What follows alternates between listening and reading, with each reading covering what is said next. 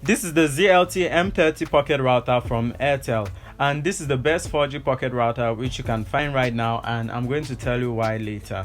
If you are planning on buying this router or any other pocket router, I suggest you watch this video to the end as I'll be explaining a lot of things. The router comes in this small box with Airtel's branding and some information about the router. Inside the box, you have the router, the quick start guide, some stickers, its battery, and a very short micro USB cable which I'll never use. On the side of the device, you have an RJ45 port, the power button, reset button, WPS button, a micro USB port for charging and data transfer. Within the back cover of the router, you have the battery compartment, and within the battery compartment, you have a SIM card slot and a micro SD card slot. After using this router for about 14 days, I've come up with a lot of good things and also a few bad things which I noticed about this router. Let's start with the good.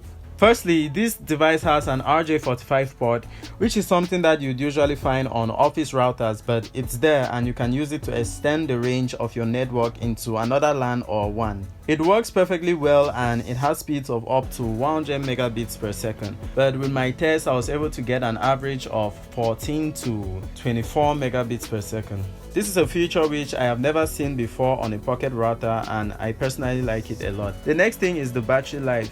The router comes with a 2600 mAh 9.62 Wh battery. I was able to get about 9 hours of battery life from it with both my phone and laptop connected to it. And I was able to get about 11 hours with just my phone connected.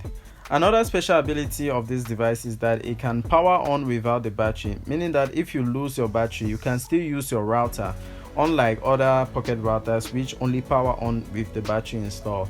Another thing which I really like about it is its design. It has flat sides which enable it to be placed upright on any flat surface, which I really love.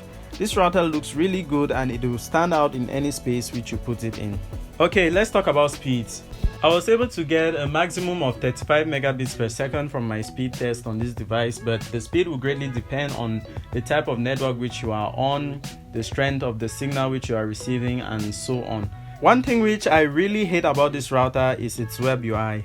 The web UI is where you access all the router settings and also make changes such as the name of the Wi-Fi and so on. I really hate this web UI mainly because of the fact that before you even log in, a screen appears displaying information about the device such as its IMEI, internet usage, the mobile network which you are connected to, the number of users connected to the Wi-Fi, and so on.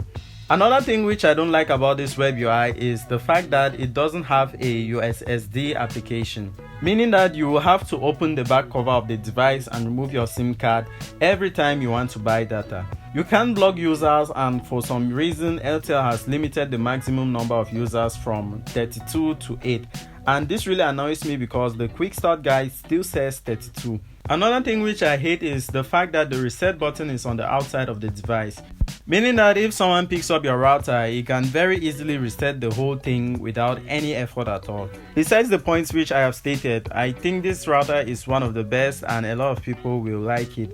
If you would like to know the detailed specifications of this router, I have left a link in the description for a data sheet which you can check out. Thanks for watching.